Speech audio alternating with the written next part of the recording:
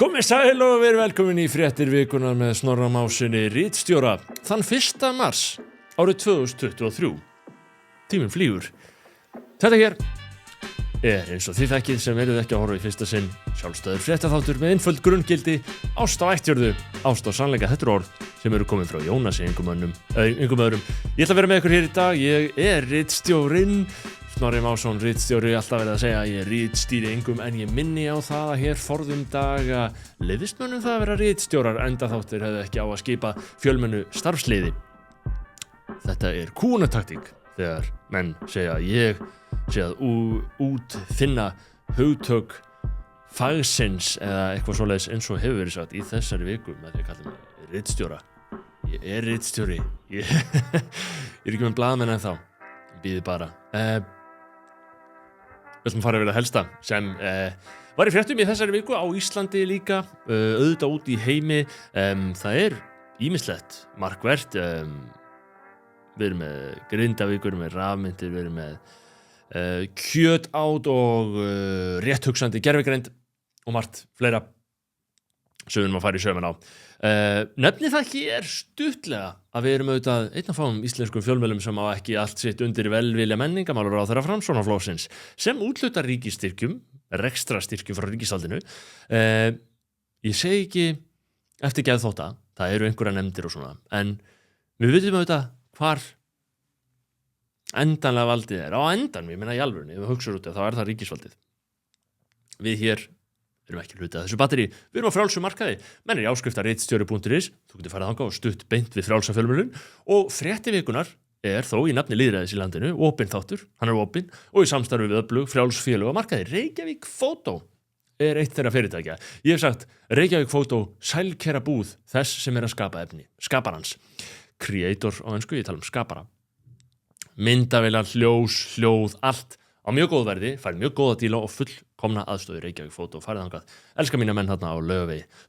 Þorgrímsson, byggingavöruverslun. Ef þú ert að pæla í baðherbergi, eldhúsi, innréttingum, gólfefni, framkvæmdum almennt, hljóðvistin hér, er í búið Þorgrímsson. Ef þú ert að pæla í einhverju svona og vilt gæða þjónustu, þá er Þorgrímsson staðurinn sem þú ferð á. Búin að vera rekstri frá 1942. Gerið aðri betur. Hringdu fjarskiptafélag ritstjórans. Ég veit ekki hvort þú hafi veit að því, en hjá Hringdu, sem er meðalstórt fyrirtæki, eitthvað í kringum 40 starfsmenn, eru ánægðustu viðskiptavinir í net- og símaþjónustu. Síðustu 5 ár hjá Hringdu. Þannig að auðvitað er ánægður. Skoðu þín mál, að lokum, myntkaup. Einföld og örugleið fyrir Íslendinga til að kaupa rafmyntir. Bitcoin. Það er mikil sveifla á því sviði þessa dagana, vægast sagt. Og vafalaust margir sem er að fylgjast með þessum eignaflokki náið. Myntkaup er mjög heppilegu staður til að sýsla með og kaupa rafmyntir. Íslenskir aðilar, allt samþykkt hjá fjármálaeftirlitinu, þeir gera þetta dæmi vel. Farið að myntkaup.is, kynna ykkur málið. Hvað það? Við sögum hérna áðan að það eru auðvitað ýmislegt að vera í samfélaginu. Ég nefndi hérna rafmyntir. Það er mjög merkilegt að fylgjast með því þessa dagana að Bitcoin er orðið næstu jafn mikils virði og það var hérna árið 2021. Ég held að Bitcoin sé verðmætara nú gagnvart krónunni en nokkur sinni fyrir, þegar þetta er flutt. Af því það hrundi náttúrulega 2021 og hefur svo einhvern veginn unnið sig tilbaka aftur upp. Og það eru ýmsir þættir sem valda þessari gífurlegu hækkun núna, meðal annars auðvitað eftirspurn frá mjög stórum og viðurkenndum aðilum eins og BlackRock, þannig að það er einhver veruleg hreyfing á Bitcoin markuðum þess að dana. Að öðru leyti er auðvitað annars töluvert að vera hérna líka í okkar miðstýrða áætlun á búskap hér heima með okkar ágæta gjaldmiðli krónunni. Verðbólgan er ekki að lækka eins hratt og menn höfðu gert sér vonur um. Ég alls konar spám og greinargerðum og skýrslum, það er ótrúlega að lesa þetta, það er alltaf gífurleg jákvæðni og svo stenst hún ekki alveg. Hún fer úr 6,7% í 6,6% á milli mánaða. Í sömu viku sjáum við kannanir þar sem að traust til Seðlabankans heldur áfram að hrynja, það er komið niður í 32%. Það var í meira en 50% þetta fyrir örfáum árum en núna í 32% sem treysta Seðlabankanum. Af hverju gerist þetta? Af hverju treysta menn ekki Seðlabankanum? Til að geta sanngirni á viðurkennu við það auðvitað að hluti af ástæðinu fyrir því er auðvitað bara að þú treystir ekki stofnun sérstaklega sem er alltaf að gera þig fátækari hverju mánuði með vaxtahækkunum. Það er svona í einhverjum skilningi í eðli manns og það vissulega hluti af þessu. En megin ástæðan fyrir því að fólk treystir ekki Seðlabankanum hlýtur að vera sú að það rennur hægt og rólega upp fyrir fólki að Seðlabankinn, eins mikið hann reynir núna að laga verðbólguna með því að taka okkur peninga með stýrivöxtum, þá rennur upp fyrir fólki hægt og rólega að Seðlabankinn sá sem ber einna mesta ábyrgð á því verðbólgu ástandi sem hann að reyna að laga. Það skellur á faraldurinn fyrir 4 árum og stjórnvöld vilja 0 vexti, ekki 0 vexti en lægri vexti, stjórnvöld vilja það. Seðlabankinn svarar kallinu, það alltaf talað þetta hlutleysi, en ég meina þetta hluti af einhvers konar vistkerfi. Stjórnvöld sjálf, á meðan Seðlabankinn lækkar vexti, auka útgjöld verulega til þess að halda öllum sáttum, á meðan atvinnulífinu skellt í lás, fólki bannað að vinna. Það var reyndar í þessari viku að vera að rifja það upp, það 4 ára afmæli fyrsta COVID-smitsins á Íslandi. Það var svona triggerandi frétt á mbl.is sem ég sjáum þarna. Það var að rifja það upp núna, þannig að það 4 ár síðan þau ósköp öll hófust, en stjórnvöld skellti þá í lás öllum, sólunduðu skattfé og fé sem þau áttu ekki í að borga fólki fyrir að vinna ekki. Og eins og ég segi, ég veit ekki hvað maður hefði gert í þessar stöðu, en mögulega ekkert sérlega góð hugmynd. Fólk tók á sama tíma vegna þessara vaxtabreytinga of stór lán á óeðlilega góðum kjörum og niðurstaðan var þrálát og illviðráðanleg verðbólga sem að gera okkur fátækari á hverjum degi núna. Þetta í boði Seðlabankans og reyndar auðvitað aðalega kjöruna fulltrúa ríkisstjórnar sem eyðir pening sem hún á ekki. Þetta okkar miðstýrða hagkerfi, þar sem ríkisvaldið stýrir verði á lánsfjármagni til að verja eigin hagsmuni. Spurning hvort við sjáum þetta breytast á okkar líftíma. Það margir sem benda á að tæknin sem liggur á baki í rafmyndum til dæmis geti verið eitthvað sem leysir þetta kerfi af hólmi. Ekki verið barist af hörku gegn þeim breytingum. Samanber alltaf umræðina rafmyndir. En hvað það?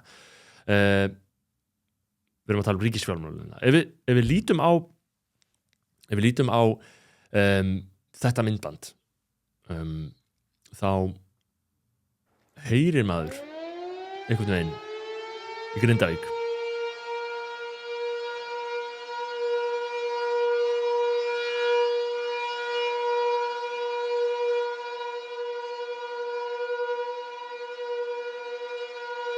Já, þetta svona ókveikjandi að heyra þetta staðan í Grindavík, það verið að prófa þarna viðvörunar kerfi og það getur gleymst eftir því sem tíminn líður og Grindvíkingar reyna að halda áfram með lífið á nýjum stað eins vel og það gengur og misjafnlega vel auðvitað hjá fólki að koma sér fyrir og finna út úr þessu öllu saman.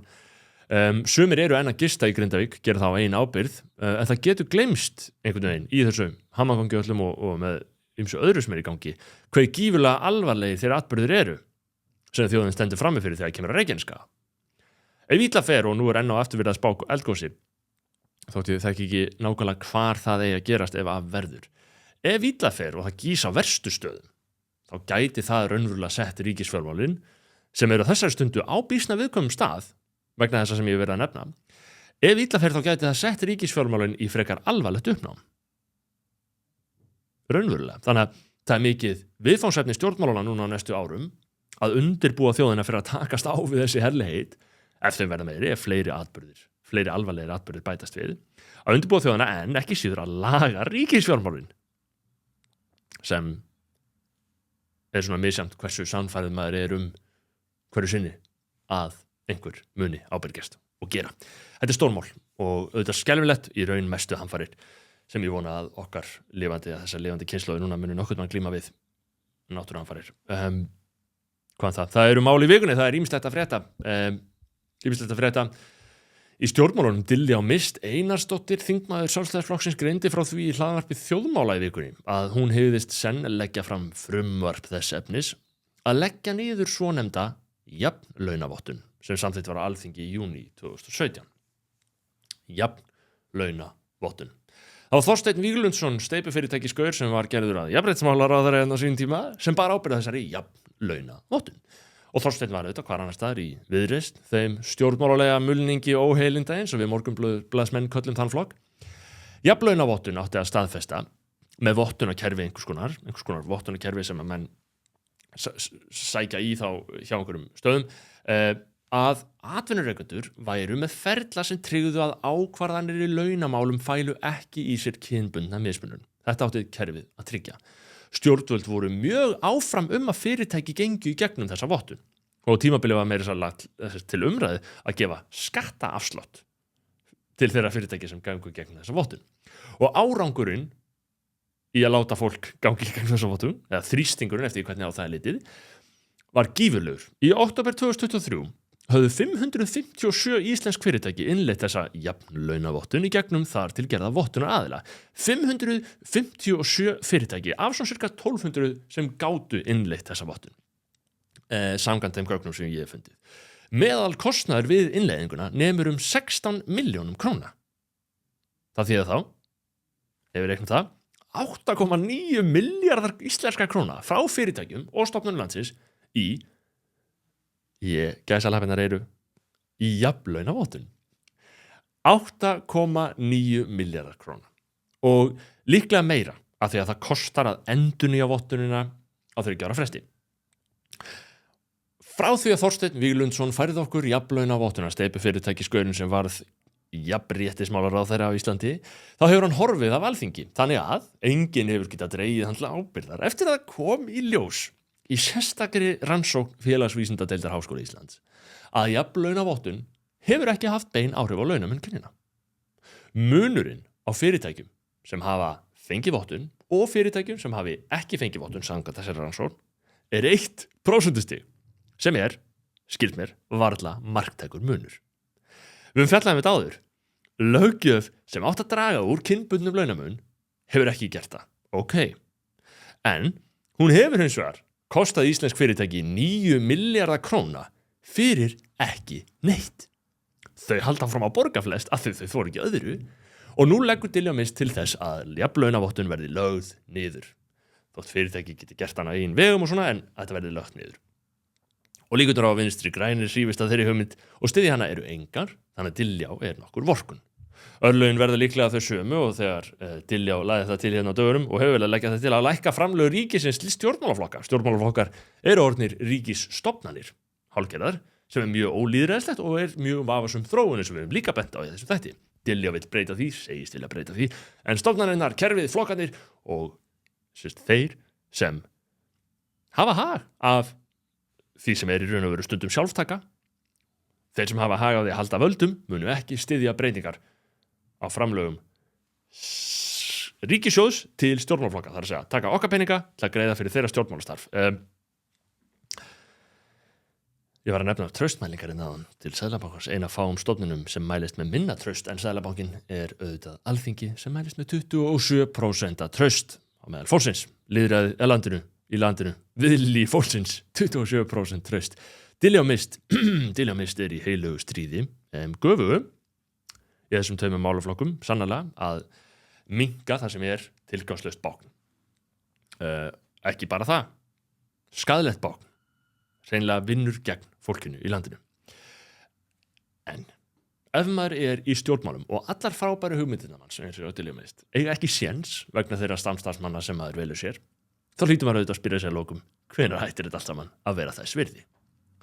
Og reyndar, þegar maður fer út í það, þá sér maður að nær allir sjálfstæðisflokkurinn, þingflokkur sjálfstæðisflokkurinn kaus með jafnlaunavottun á sínum tíma, sem Diljá Mist reynir að klína á Viðreisn núna sem ég skil, ég hef gaman að þessu vera Viðreisn líka, en sjálfstæðisflokkurinn eiginlega verri. Hann mesti ríkisflokkurinn, hann nýtur mestra ríkisframlaga, hann hefur haft mestu tækifærin á að raunverulega draga úr umsvifum ríkisvaldsins, en hann hefur ekki gert það.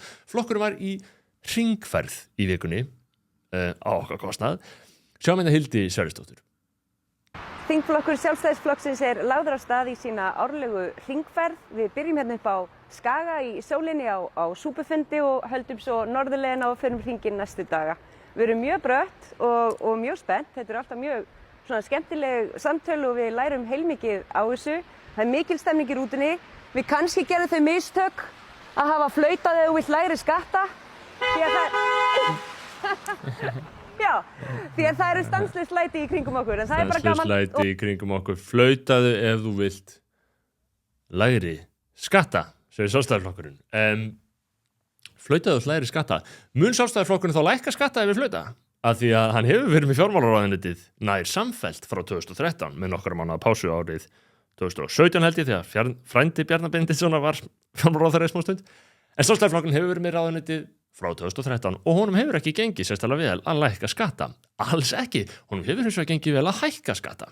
Árið 2013 bar flokkurinn ábyrgð á 16 skattahækkunum, árið 2014 19 skattahækkunum, svo 8 árið þar á eftir, svo 14, 19, 19, 18, 18 og svo 18 skattahækkunum árið 2021. Þetta eru árin. Svo flokkurinn núna nýlega að hækka tekjuskatt á fyrirtæki og bæta við forvarnargjaldi á öll heimili landsins. Þannig að flautaðu ef þú vill lægri skatta. Nei, ekki flauta, af því að Sjálfstæðisflokkurinn er ekki að fara að lækka skatta og þú gæti valdið slysi með því að flauta tilefnislausu í umferðinni. Það er staðan hjá Sjálfstæðisflokknum. Sama hvað hann segir þetta oft, þá hefur hann engan trúverðugleika í þessum máli ekki frekar en hinum. Við ætlum að róa okkur og við ætlum að fara yfir í annað. Það er ýmist þjóðþrifamál sem rættir menntun. Við höfum talað hrun klassíska mennta hér, en ætlum ekki að fara að lýsa vonbrigðum okkar með þá þróun allan núna, heldur segja ykkur frá skýrslu sem var gefin út á dögunum, þar sem að farið var yfir áhrif styttingar framhaldsskólanáms úr 4 árum í 3. Þetta er breyting sem með Sjálfstæðisflokkurinn bara ábyrgð á, breyting sem var gerð fyrir nokkrum árum úr 4 árum í menntaskóla í 3. Niðurstaða fræðimanna í háskólanum sem athuguðu málið hvernig þetta hefði gengið fyrir sig var sú að styttingin hafi verið slæm, meðalengun stúdenta lækkaði, þeir luku við færri einingar, brottfall jókst og svo að bent á það að nemendur, og hefur verið bent á það, svo sem ekki þessari rannsókn, en að nemendur eru að koma töluvert verr undirbúnir til háskólanáms. Og á sama tíma á þetta í gangi, þá er sagt frá því að þunglyndislyfjanotkun á meðal barna og ungmenna er á hæstu hæðum í Íslandi, margfalt meira en á öðrum Norðurlöndum. Og margir halda því svo sem fram að þetta tvennt tengist versnandi andleg heilsa og styttri framhaldsskóli. Viðtal við ungmenni á RÚV rennir svo stoðum undir þetta. Ef við lítum á það. Þið 4 mynda ríkisstjórn og fengið að taka á þessu málum. Hvað myndið þið gera til þess að reyna að bæta úr því að við myndum ekki sjá svona tölur? Ég myndi bara reyna að fá fleiri sálfræðinga til að reyna að draga úr þunglyndi og þá á þunglyndislyfjum yfir höfuð. Já, reyna bara að láta fólk tala úr vandamálunum í staðinn fyrir bara að gefa þeim lyf.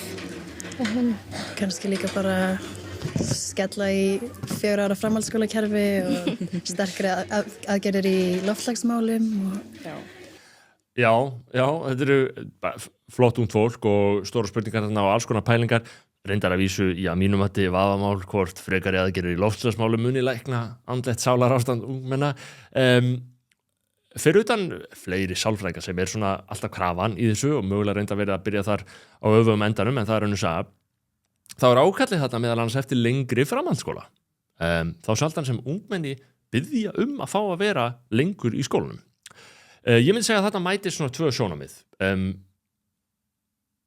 Ef við veltum fyrir okkur, er framhaldsskóli í 4 ár, eins og hann var alltaf, er hann kannski bara frábær leið?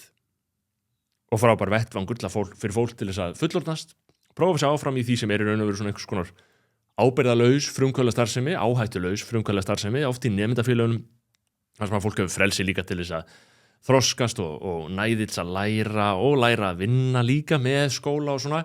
Er það kannski gott fyrirkomulag að hafa þannig, þessi 4 ár sem voru, eða er það mögulega alls ekki gott? Ég meina, höfum mögulega, það er líka önnur spurning í þessu, það er hinhliðin í þessu, höfum mögulega tapað okkur í þránni eftir einmitt ábyrgðarlausu öryggi í faðmi opinbera skólakerfisins, eins lengi og hægt er.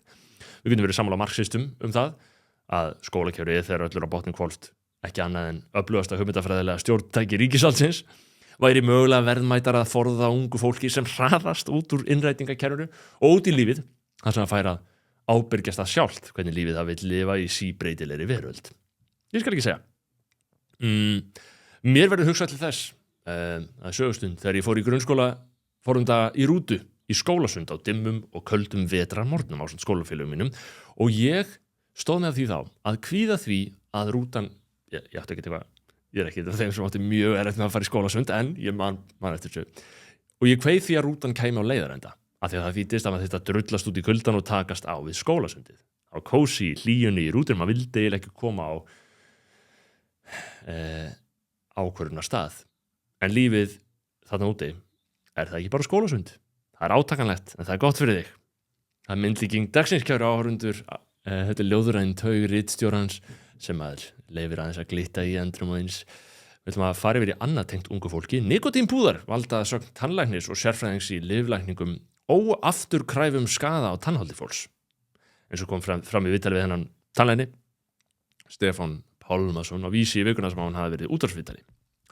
Það hefur oft verið vikið að mögulegum hættum nikótínpúða eftir að sannkölluð sprenging varð í notkun þeirra. Nú er svo komið að 30% ungmenna á aldrinum 18 til 24 ára á Íslandi eru virkir notendur pókana.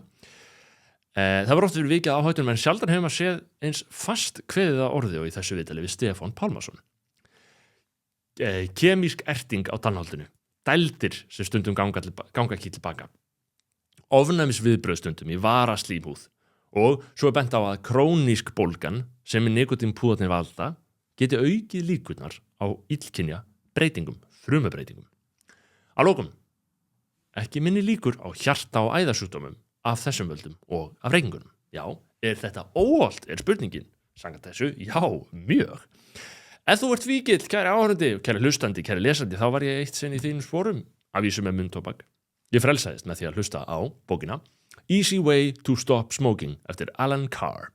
Hlustaðu, þú mátt halda áfram í neyslu á meðan hann klárar að dáleiða þig og svo ætti bara verið komið. Ásæst að vera fyrir reykingar en virkar á allt.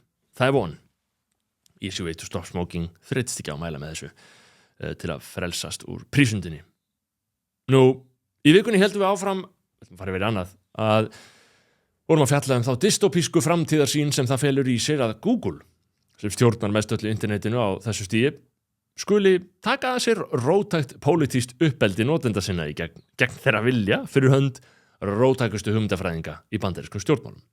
Það var ný gervigreind Google sem afhjúpaði í hvaða hugarheimi starfsmenn fyrirtækisins búa. Þeir vilja endurskrifa mannkynssöguna í anda hugmynda sinna kynþætti í nútímanum, í anda hins endanlega fullkomna í öfnuðar líka, sem hefur auðvitað verið reynt áður, og þeir vilja samkvæmt þessum skjölum í fjallæðum þetta á ritstjóri.is, þeir vilja banna fjölmiðla sem stýra repúblikanaflokkin, þeir fást ekki til að mæla með því að fólk eignist börn og þeir vilja ekki veita upplýsingar sem gætu gagnast þeim sem starfa á sviði jarðefna eldsneytis. Þetta er örfá dæmi sem einhvern veginn afhjúpa hver pólitíkin hjá Google er og ef maður er hlindur allri þeirri pólitík sem er hjá Google þá þarf maður auðvitað alltaf að muna það getur snúist við, það er spurning valdi sem við veitum fyrirtækinu ekki skoðanirnar sem það hefur. Þetta eru örfá dæmi og þetta er í einhverjum skilningi allt saman fyrirsjáanlegt eins og ég segi, en eitt fannst okkur ganga of langt í þessu, eitt fannst okkur sérstaklega merkilegt í þessu og það var svar gervigreindarinnar við spurningum hans sem var að velta fyrir sér kjöti. Þessi maður sagðist starfa í hluta landsins, líklega Bandaríkjunum þar sem að íbúar væru margir vannærðir, borðuðu mikið ruslfæði vegna þess að það er ódýrara, snakk og nammi og svo framvegis. Þennan mann langaði að hleypa af stokkunum vitundarvakningar herferð, þar sem fólk væri hvatt til þess að borða meira kjöt. Svo að það fái nú eitthvert gæða prótín inn í mataræði eins og það heitir. Og þá bað þessi maður gervigreindina að hjálpa sér að finna nokkur slagorð fyrir þessa herferð. Gervigreindin beið ekki boðana. Nei, því miður get ég ekki hjálpað þér með þetta, sagði gervigreind Google. Það er ekki mælt með því að hvetja fólk til þess að borða meira kjöt, af því að það er óhollt og ósjálfbært.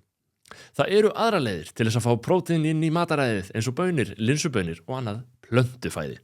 Ég myndi leggja til að þú rannsaki málið vel áður en þú gerir breytingar á mataræðinu. Já, þetta geti ekki verið skýrara. Kjöt er óhollt og ósjálfbært. Þetta er fullyrt fullum fetum. Þannig að eftir því sem Google breytir þjónustu sinni frá því að útvega þér 10 hlekki þar sem þú getur sjálfur nálgast upplýsingarnar sem þú ert að leita að, yfir ég að senda þér bara inn í gervigreindina sem svarar öllu, þá er það þetta einu upplýsingarnar sem þú getur nálgast að kjöt sé óhollt og ósjálfbært. Íslenskt lambakjöt, mögulega tærasta fæða veraldar. Google, óhollt, ósjálfbært, borðaðu innfluttar baunir. Þessi áróður gegn kjöti, ósanni áróður held ég, kjöti er samkvæmt mörgum sjálfstætt hugsandi sem ég ræði við, besta næring sem völ er á, nauðsynleg næring. Þessi áróður gegn kjöti er ekki nýr. Þótt veganbylgjan sé augljóslega aðeins að deyja út á Íslandi núna, þá hefur áróðurinn lengi staðið yfir hér. Dýrin í hálsaskói til dæmis, frumsýnt árið 1962 á Íslandi, fáum brot úr grænmetisvísum.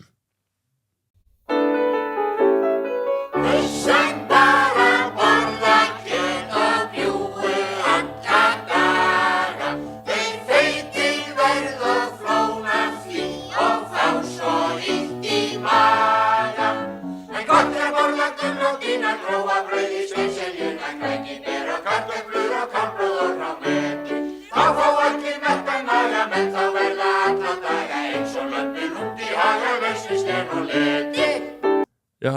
feitir verða og flóna því og slena því að borða kjöt.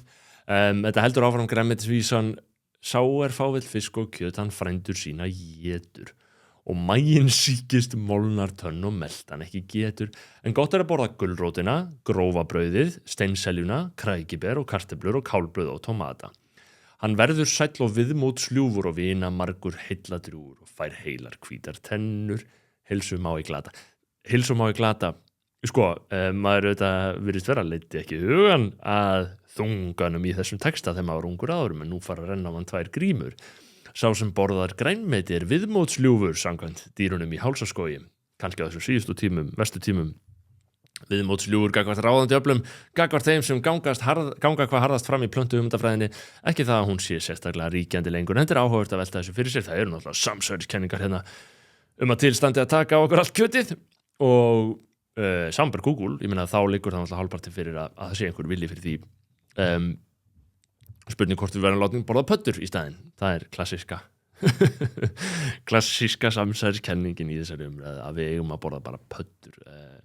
Það er þessi áform milljarðamæringa yfir stéttarinnar þess efnis að láta okkur sætta okkur við skordýr í mat á komandi tímum vegna yfirvofandi próteinskorts á öðrum sviðum. Það er alltaf vísað í Klaus Schwab sem er stofnandi milljarðamæringa samkomunar árlegu, World Economic Forum. Klaus Schwab, honum lögð þessi frægu orð í munn, eat the bugs, hann er þýskur með þýskanum, eat the bugs, you will eat the bugs, þú munt borða pöddunar, á hann að hafa sagt, ég held að hann ekki sagt þetta, en það er svona kölluð samsæriskenninga, haldaði fram að þetta fólk vilja við borðum pöddur, hér er samt fyrirsögn af WEF, World Economic Forum. Ástæðan fyrir því að við þurfum að veita skordýrum það pláss sem þau eiga skilið í fæðukerum okkar, já, plássið sem þau eiga skilið. Samsæriskenninga, þetta stendur á síðunni. Ég sá pöddur í meilabúðinni þetta árið. Farðu á engisprettur.is, það er heildsæli með pöddur og skordýr á Íslandi sem er löglegt að borða. Skordýrasnakk með papriku, húskrybba, salt og pipar, lirfur og mjöl, bjöllur, föru spretta með kryddjurtum úr ölpunum. Þetta er lostæti, þið heyrið það, eat the bugs, gjöru svo vel. Reyndar skilst mér að þetta sé mögulega holl næring, en kannski prinsipatrið að sætta sig ekki við þetta. Jæja, kæru áhörundur, alltaf jafn ánægilegt. Ánægilegt að hér séu gerða breytingar á áferð og ásýnd þessara starfsemi sem þið hafið auðvitað orðið vör við að horfa á þennan þátt. Það eru fleiri breytingar væntanlegar, auðvitað allar til bóta. Fréttir vikunar eru í samstarfi við Reykjavík Fóta, við Þótt Þorgjursson, við Hringdu og Mynd Kaup. Að öðru leyti reiðir þessi starfsemi sig á áskrift frá frjálsum Íslendingum sem er ánægð með vöruna sem þeir fá og vilja meira, betra. Og það er markmiðið, við erum hægt að byrja. Margir segja fyrirtæki sé ekki komin að stað fyrir til 5 ár. Við erum búin að vera að síðan í október af alla hálft ár. Kjör og fréttaþáttarins, þið hafið þau þetta hugföst. Í öllum ykkar daglegu athöfnum, út vikuna, þau eru ást á ættjörðu, ást á sannleika og við sjáumst aftur hér í næstu viku í millitíðinni. Guð bless ykkur.